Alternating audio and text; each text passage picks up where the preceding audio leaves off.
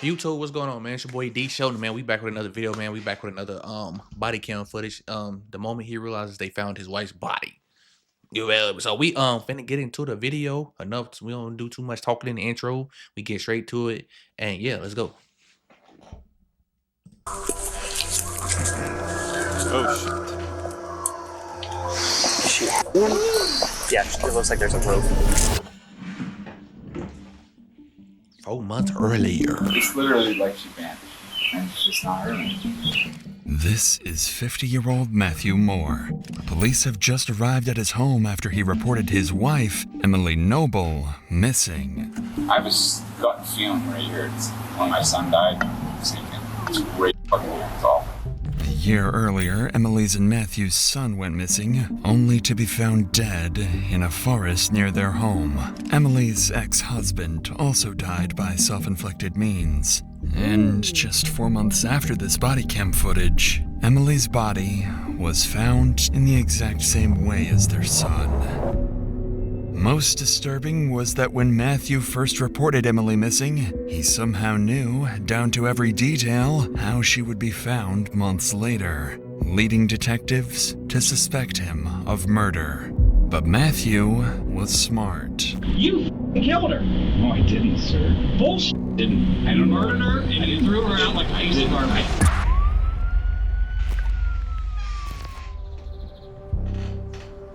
On a Monday afternoon, Westerville police receive a call from a concerned husband reporting his wife missing. This left police immediately worried, as just a year earlier, he reported his son missing, who would turn up dead. When they arrive and start speaking with the man, something about him immediately feels off. Hey, how you doing? My wife's missing. Matt Moore. Wow, Officer Hollis. She's uncharacteristically missing. Okay. I have her wallet's here. She carries a wallet, ID's in it. There's some money. Her phone's here. Car's in the garage. I've been up since 10, probably. 10 a.m. today? Probably. Guessing. When I got up this morning, all I did was look on my phone, find my phone, and it said she was here. Just figured she was in the other room.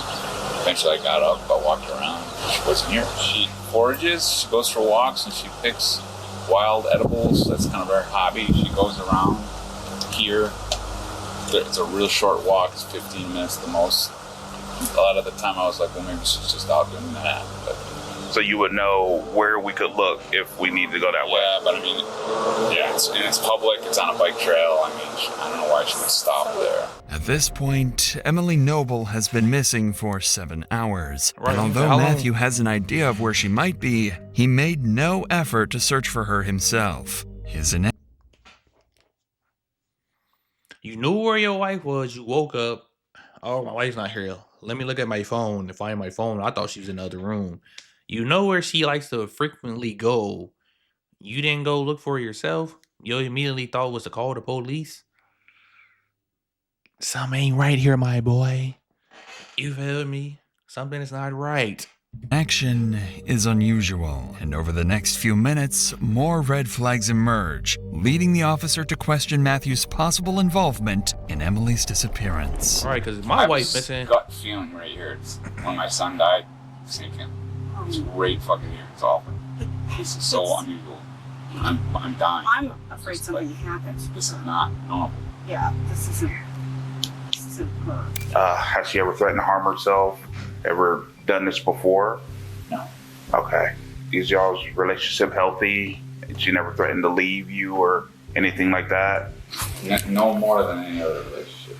All right. So I see that the bed was made. Did you do that or she did that? That is I just noticed that. You're right. I didn't make the bed. She did. That bed was made when I got up today. I didn't make it. So she was, I'm guessing, here this morning. Where was her cell phone? Was it with her wallet? Yes. Over there. Okay. I'm gonna go talk to my supervisor real quick. Wait, so where was you at then? If the bed was already made up and you seen her, like something, see that ain't adding up. If you, I just noticed that the bed was already made up. So when you walked in the room and found her phone, you didn't see the bed was made up already. Let me know if my tripping. And yeah, Y'all let me know if I'm tripping. I might be tripping, but I don't think I'm tripping. He's going to help start circulating the area you told me about. Just give me just a second, and I also want to contact St. Anne's and see maybe if she's over there. Okay? Give me just a second, sir. Thank you. Matthew is already expressing concerns that something bad might have happened to Emily. He compares it to the feeling he had a year earlier, when his son Joey tragically died by self-inflicted means. Joey was found in a local park near their home in Westerville. The officer finds it strange that Matthew is making this connection so quickly, with Emily missing less than a day. Inside the house, Emily's bed is made, suggesting she left the house after waking up. She also left her phone by the bedstand, which seemed unusual. The officer heads out to speak with neighbors, hoping for any leads on Emily's whereabouts. When he returns with encouraging news from a neighbor down the street, Matthew responds with something oddly specific and deeply troubling. He said, I saw her Sir? this morning. Okay. All right. So we found a little bit of information. We still don't know where she is yet. Your neighbor saw her in the garage between 9 and 10 a.m. this morning. This morning? This morning. 10 in the morning. Yeah, around 9, 10 Awesome. o'clock. Can you show me her vehicle? Is it better to go inside or this way? Let's go this way. Put your keys in the car.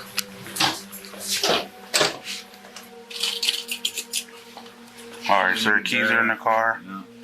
I had the worst case scenario in my head. Maybe she did something to herself.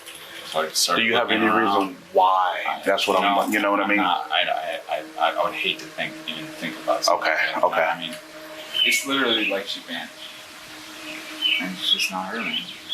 Let me show you one thing. And Okay. It's just because I'm crazy. No, show me. This thing here doesn't belong here. What do you mean it doesn't belong here? Doesn't belong. That's where it belongs. Right there. I just noticed it. I took it and put it there.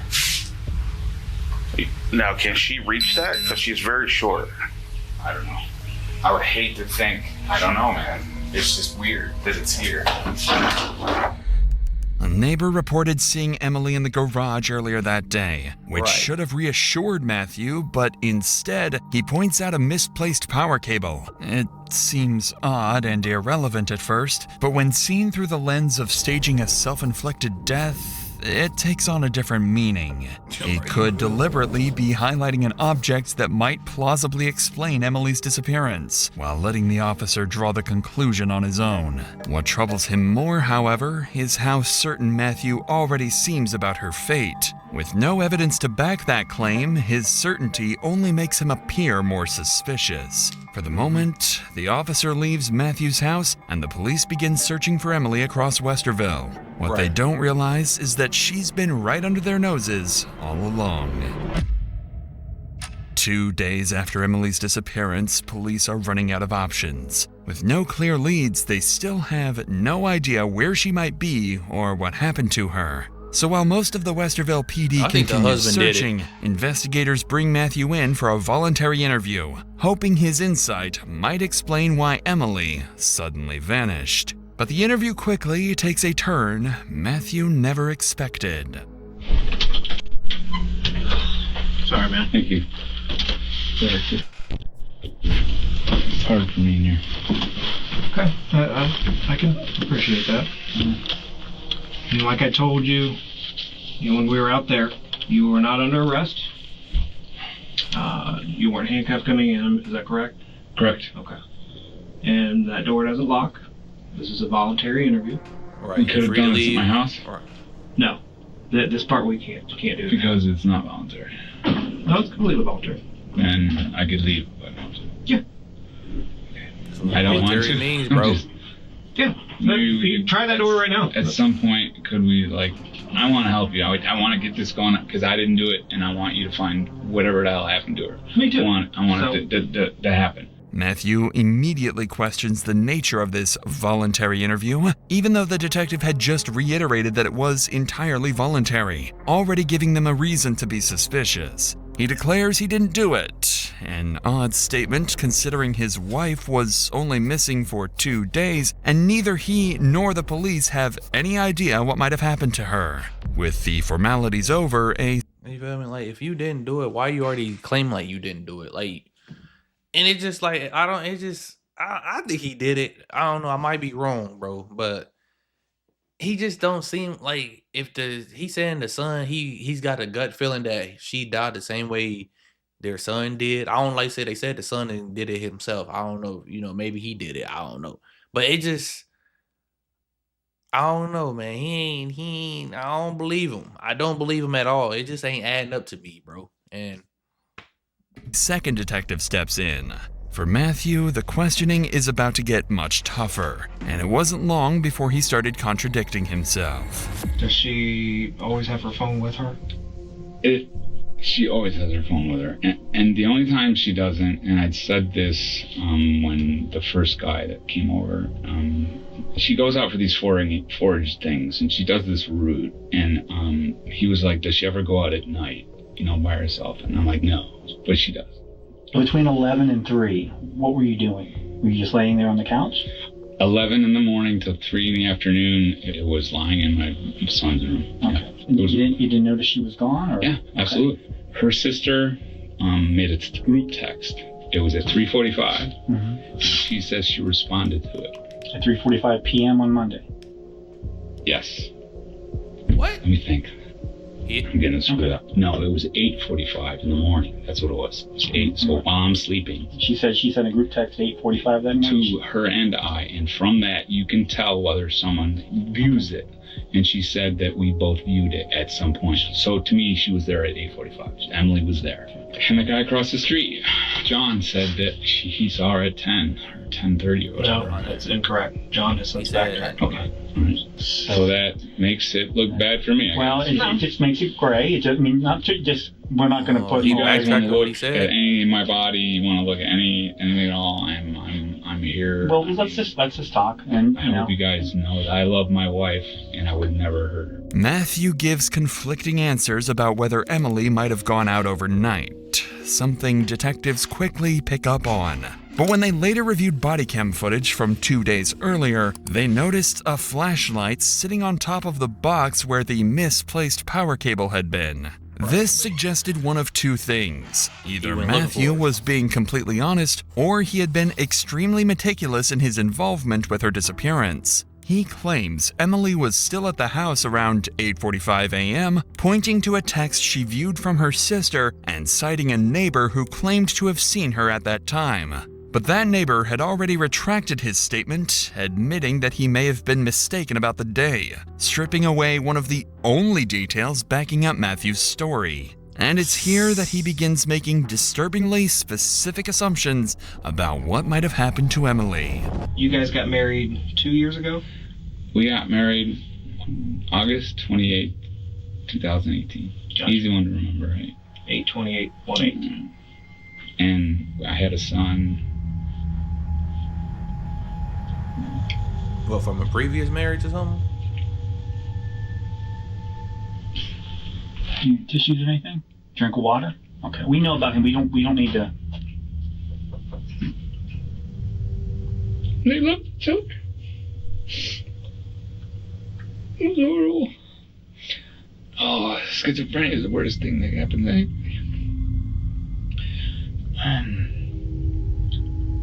The son had I don't know where to go schizophrenia. now. What do you want to know? So scale of 1 to 10, relationship with her. What would you rate it? It would fluctuate, but we were on since 6 months. It was an 8. I did not hurt my wife. I did not hurt my wife. I loved her.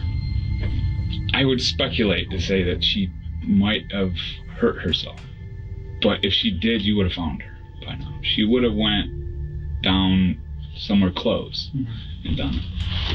Was there times when she would kind of say, I'm not afraid to do this thing? Yeah. I mean, don't they all kind of be like that? And why would you think she would hurt herself? I mean, possibility.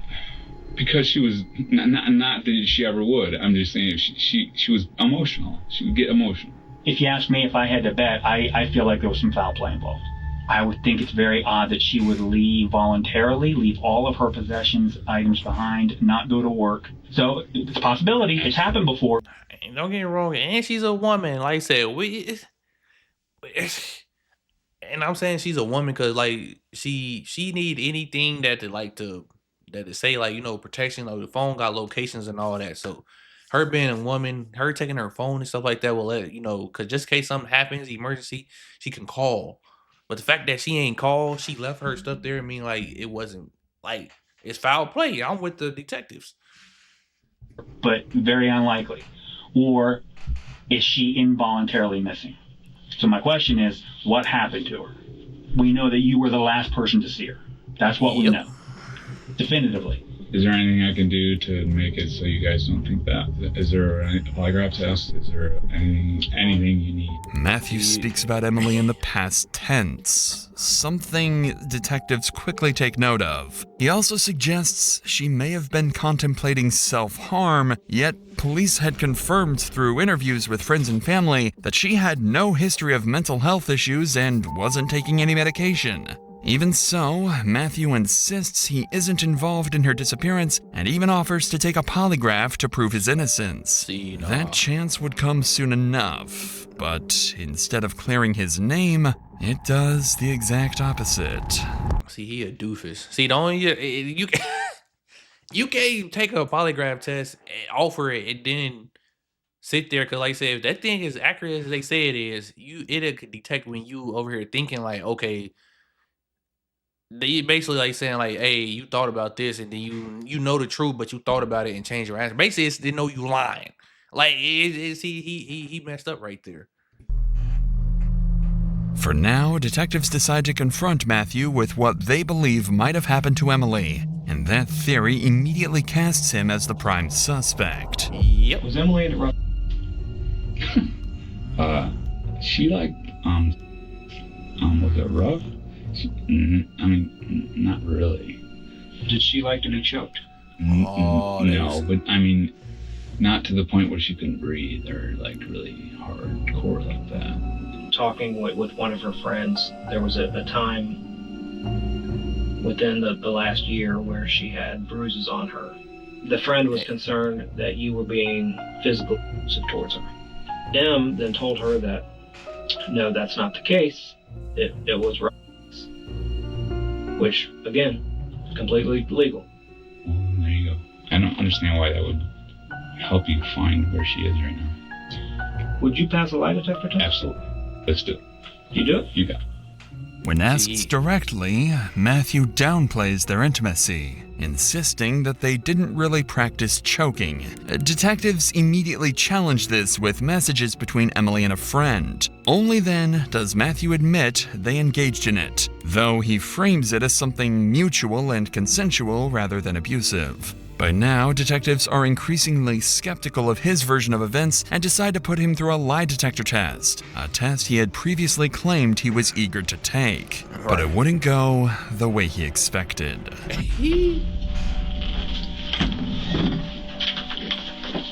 All right, Matthew. Yes, sir.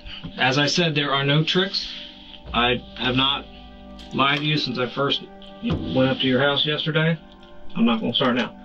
Now, when I ask you the questions, I just want you to answer yes or no. Is your name Matthew Moore? Yes. Are the lights on in this room? Yes. Do you know where Emily is? No. Is this the month of May? Yes. Did you kill Emily? No.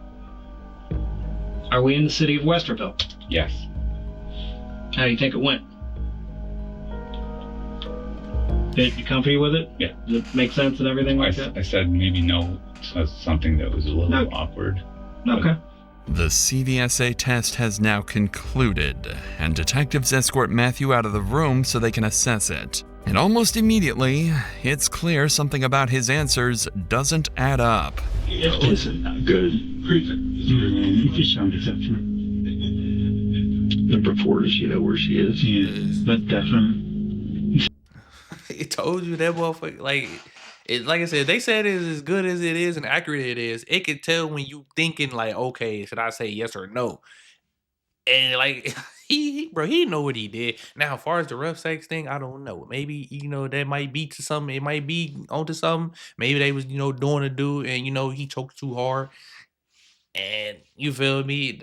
That's the only thing, but I don't know. But yeah, he definitely messed up with this polygraph test. Is 4 and 7? The CVSA test flags signs of deception in Matthew's responses, particularly when asked about Emily's whereabouts. While not definitive proof, investigators consider the results significant enough to guide their next steps. With this in mind, they bring Matthew back into the room, and this time, their questioning takes on a far more confrontational tone, reflecting how strongly they now suspect his involvement in Emily's disappearance actually was. Yes, you did, bud. How do you think you did? Good. I mean, You did not do good. You feel me? This one that you picked out? how can this be? I'm just pointing it to you.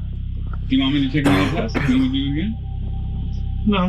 No, I mean, I am just extremely nervous. What do you think happened to Emily? She would say that if she was going to do it, she would do it where she would be easily found, and she wouldn't want to cause any problems. If you said she hasn't been easily found, is it plausible that she didn't do herself? I don't know what to tell you. I think I wish there was something I could tell you. I love my wife. I want my wife to come home. She's dead at this point. She's Well, realistically, she's dead. She's not going to float out of the clouds. You found her body. No. This is very odd. Now I'm suspicious of what's going on now. What am I doing? they think Am you're I a suspect, doing bro. consensual things? Yes, absolutely. Can I leave? Yes. You can do whatever you want. I have to leave. And you understand how this looks. I didn't do anything. You understand how this looks. Matt, can I ask you one question? You can word it how you want, but her text messages about your relationship and your marriage were bad. I guess I'm really super positive, and He was abusive to her. Like I said, the ref said he probably was into it, and he probably used it as a power thing. And like I said, but he probably was more abusive than anything. And so you know me and his wife, like, so when her friend asked her about it, that's why she said it was, oh no, it's rough sex. No, he was abusive to her. He was putting his hands on her. That's exactly what was happening, bro. you know what I mean. Try to That's focus on. bullshit, though, man. Okay, then I don't really. Wait, if someone asks you a question, you still answer it honestly. Especially in a very important situation like this. Right. Any human being. I answered it wrong. Because you're not trying to find your wife right now. Yes, I am. Don't lie to the cops. Any inconsistencies? You lied. I didn't lie. You didn't lie to Officer Hollis. You didn't lie to us I haven't lied to yesterday. anybody. If I said something, I misrepresented something. I wasn't an intentional Misrepresentation is a f***ing lie. I didn't. That is a lie. There's truth or lies. That's all there is. There's no misrepresentation, misunderstanding. That's bullshit. You f***ing killed her. No, I It's didn't. horse shit, bud. Bull. I didn't. You killed her, and it was an accident, and we need to get this resolved It today. didn't happen. It didn't happen. It did I would happen. tell you. It probably dead. was an accident. Where is she? What are you talking about? That's why we people have you here. People are saying have seen her. People are full of shit. Her phone says you're full. I'm done. I have to go. That thing's full. You understand how this looks, though, to everybody. You guys, I didn't do anything to my wife. Trust me. You murdered her and you threw her out like a piece of garbage. I didn't. Well, then tell me where she is. I don't know. Fix it right now. I didn't. I don't know why this is happening. Is it That's fine. Okay. Can I get my phone back? No. Damn. Westerville police didn't have evidence to hold Matthew, so he was released. But they continued to watch him closely. Inconsistencies in his story, his repeated references to Emily in the past tense, and the CVSA results all made investigators increasingly uneasy. A full-scale search was launched. Officers canvassed the neighborhood, local parks Emily frequented, nearby bike paths, and the wooded areas, including the park where Matthew's son had been found a year earlier, but they came up empty, and Emily's whereabouts remained unknown. That changed 4 months later when a group of women walking in a Westerville park near the couple's home discovered a body. Women walk in that park frequently. So he knew where that body was. He put it like I said, whether it was an accident or not, bro, he did it, bro. And the fact that he's playing it off is crazy. The group of women immediately called 911 and officers rushed to the scene. They knew the dead body could be the very person they had been searching for over the past several months. What they didn't expect was that the body would be discovered exactly as Matthew had described months earlier. So you heard this call, right? Yep, 1018. Doofus. Person. Yep.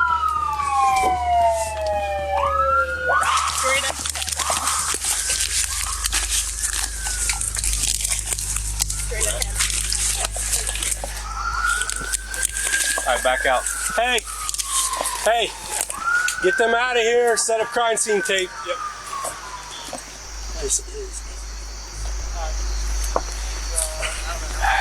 She's been there a long time. Yeah. What was it? She probably decomposed. May was when she was. It's in there. Dude, look how it's decayed and everything. So the big thing now is setting up a perimeter. You know who this likely is. Yes. And getting a car over to that house. To tell them. Hey, Dickinson, what? Make sure those people aren't texting this out to anyone. Hey, Ross, grab their phones for right now. You guys take pictures or anything? All right, grab their phones for right now. Because the second this gets out, something's going to happen over there. Yep. So, Yep, and he's gonna get up out of there. That's a computer cord. That's a USB. Yeah, it's a USB. That's a computer cord. You can see right there. Yep. What is she wearing? Looks like some kind of Like a nightgown. And why? Exactly. Oh, well, what is that? What is that? That's the top of the ship. That's a water bottle. Water bottle, maybe? That's a water bottle. Police find a woman dead, almost as if she was intentionally laid out under the base of a tree. She was for them to find. He didn't think they was gonna find her, but like it's just crazy, like because he referenced how she would have died, just like his son supposedly died, and she found in a nightgown. So she was ready to go to sleep, or they was ready, get freaky, and he pulled the cord to her. I don't know, man, but he did it regardless of what the fuck happened. He did it. One arm rested by her side near a black water bottle containing a peach-colored alcoholic beverage. Nearby lay a wedding band and an engagement ring. Somehow, officers had missed the dead body despite searching for Emily extensively over the past 4 months. The coroner's examination confirmed that the body was indeed Emily. Astonishingly, Matthew had predicted almost every single detail of how she would be discovered. Close to home, by apparent self-inflicted means, and even using a cord similar to the one he had mentioned months earlier. By this point, the eerie accuracy of Matthew's statements had become too much for the Westerville police to ignore. The next morning, he was indicted on 2 counts of murder and 1 count of felonious assault in connection with Emily Noble's death. Officers went to his house to take him into custody. What they didn't know yet was that Matthew wouldn't remain in custody for long. Hands over your feet! You see him good? His elbow, I can see him good. Use your left hand and unlock the door. Only your left hand. Put your hands back on your head. Do not move. Yes, sir. Keep your hands right where they're at. Coming off. You got anything on you at all? All right, step straight out here. We're going to work. Come on. Good guys. All right, we're going to walk over here towards the grass, all right? Palms together like a prayer. Matthew was taken into custody in June and remained in jail until his trial the following August. During that time, investigators built their case, convinced he murdered his wife, 52-year-old Emily Noble, and staged her death to look self-inflicted. Right. Prosecutors pointed to his behavior after she went missing, like not joining volunteer searches, as evidence he knew she was already dead. They also stressed his past tense references to Emily in interviews and the CVSA tests that suggested deception, though those results were not admitted in court. The defense countered that the case was built on speculation. There were no eyewitnesses, no DNA linking more to the scene, and self-inflicted death was... I can see that. I can see that for sure, that it was built on speculation. But he was describing it though, like he laid it out how it was done. So I don't like, and he was just trying to see if the police officer was smart enough, the detectives was smart enough to figure it out. But I get it. But they really, oh my god, they released It's them, a bro. real possibility. Emily's first husband had died the same way, and Moore's teenage son had also taken his own life the year earlier. They also pointed out investigative errors, mishandled evidence, and Moore's cooperation with police. Expert testimony proved conflicting. A forensic anthropologist noted fractures consistent with strangulation or a staged scene, while the coroner ruled the death a homicide. But defense experts showed the branch and USB cord could have supported a self-inflicted death, arguing the injuries were not definitive. In closing arguments, prosecutors emphasized circumstantial evidence and timeline issues, while the defense urged jurors to focus on reasonable doubt. After less than 3 hours of deliberation, the jury acquitted Matthew Moore on all counts. He broke down in tears as the verdict was read, and the judge reminded the court that convicting the wrong person would never serve true justice. Oh, me, this was a case of how to get away with murder. Man, I don't know, bro. I think he did it, but hey, he was acquitted. Maybe, like I said, but like, why? Like, why would he? Like, I don't know, bro. Yeah. It just don't make sense, bro. If she died, her son and her other husband died like that. I guess it's a pattern. I don't know, man. It just like I said, it just is a case of how to get away with murder, bro. You feel me? But y'all like and comment, let me know y'all thoughts. You feel me? Y'all knew you were hit that sub button, man. Appreciate y'all. We out, man.